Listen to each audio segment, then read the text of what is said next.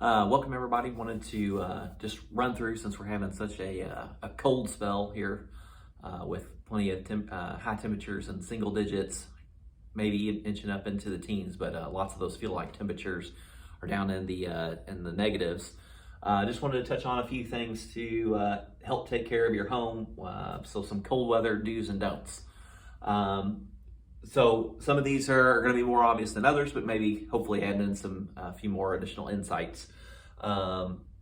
Spigots, hopefully if you have outside water hoses, you've already disconnected those. A lot of times with that hose in place, you can actually wind up and freeze your interior pipes.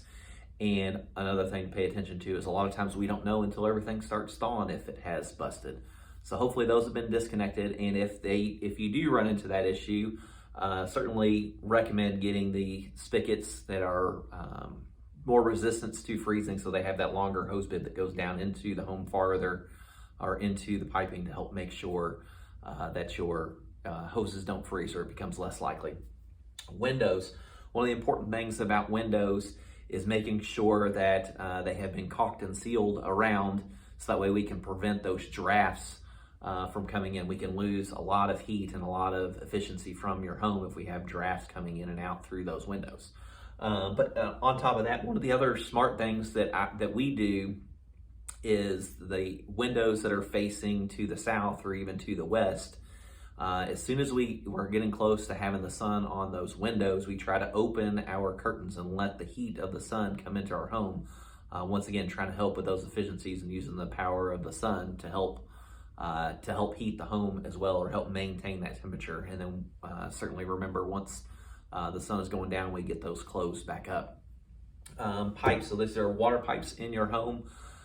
So as we get really cold temperatures, the areas of your home that don't get as much heat and air, so maybe there are portions of your home, a lot of times utility rooms may not have ductwork going in there to make sure that room is heated and cooled. So you want to make sure those doors are open. If there's insulation that you can add around the pipes to help hold that heat, going to put you in a lot better position to help prevent those pipes from freezing.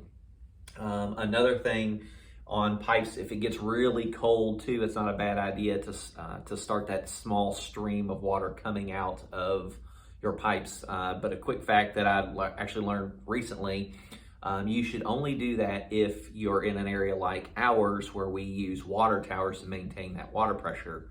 Then it's okay to use that drip method. If you are in an area that's closer to sea level, so like a lot of places in Florida, they recommend you not dripping it because they use pumps from underground to force that water up into your lines. So it's actually better to just leave it completely off in those cases. Ceiling fans, another one there. You can actually change the direction of your ceiling fan. So you want it going, I want to make sure I say this correctly. You want it going clockwise. So when it goes clockwise in the winter, it will force the air that's already up top. So let's see, make sure I say this correctly. The air up top is going to force around to the walls and create circulation this direction. So that way you're moving that heat throughout the entirety of the home, right? So we all know that heat rises. So when you do it that direction, it forces the air to the outside walls, and we get that circulation of warm air. Whereas in the winter, and the way most people have their fans set is to a counterclockwise turn, which is you're getting the effects of that breeze coming down on you. So just some quick things to touch base on and help keep your home warm and safe this winter. So yeah, feel free to reach out if you have any other questions.